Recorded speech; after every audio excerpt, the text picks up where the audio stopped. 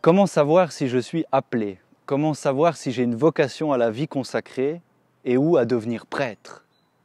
Pour répondre à cette question, je vous propose une petite réflexion sur les traits fondamentaux et communs à tous les appels à la vie consacrée.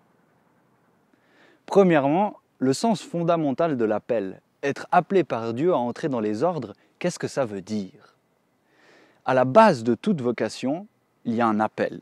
C'est-à-dire que Dieu se fait connaître en appelant quelqu'un à le suivre sur un chemin particulier. Et la vocation, dans ce sens, elle est d'abord un don de Dieu, une initiative divine. Un appel, il suppose toujours une rencontre interpersonnelle entre l'appelant, Dieu, et l'appelé qui perçoit cet appel et qui y répond.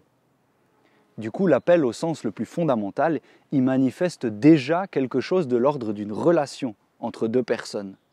Dieu pénètre notre histoire personnelle et attend une réponse de notre part.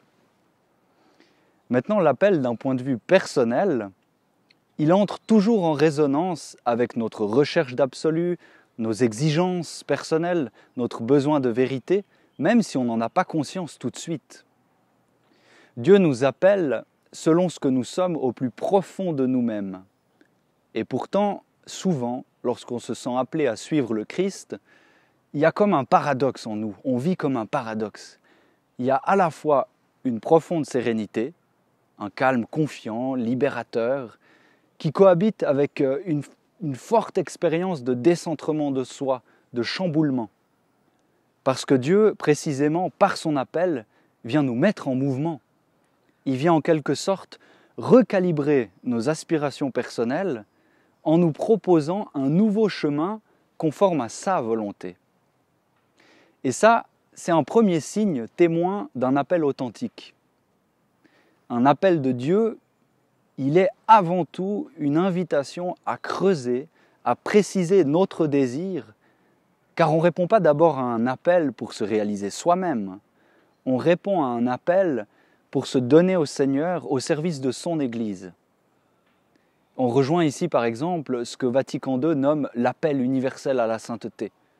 Nous sommes tous appelés à suivre le Christ sur un chemin de sainteté particulier que Dieu nous propose dans son Église. Et c'est un second critère pour savoir si on expérimente un appel. Un appel de Dieu, il a toujours comme finalité un horizon plus vaste que l'épanouissement individuel de la personne qui est appelée.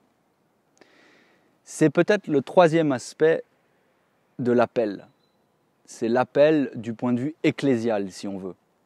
Dans un appel, il y a systématiquement en fait trois instances.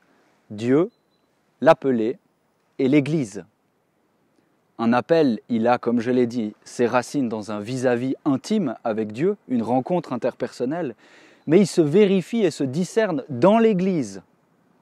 C'est toujours par l'intermédiaire de l'Église, que ce soit un membre de la communauté chrétienne, un signe lors d'une célébration, une prière ou une parole de quelqu'un, c'est toujours par l'intermédiaire de l'Église qu'on reçoit un appel ou bien qu'on authentifie par la suite telle intuition intérieure comme un appel et une vocation.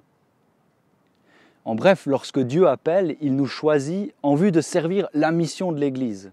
Autrement dit, l'appel ou la vocation ne vise pas d'abord à assouvir une quête de bonheur individuel ou de développement personnel.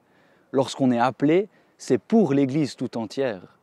Notre désir de cheminer à la suite du Christ, il doit du coup toujours inclure une volonté de transmettre notre expérience de Dieu, d'annoncer sa parole, de célébrer les sacrements de la foi, de prier pour nos contemporains.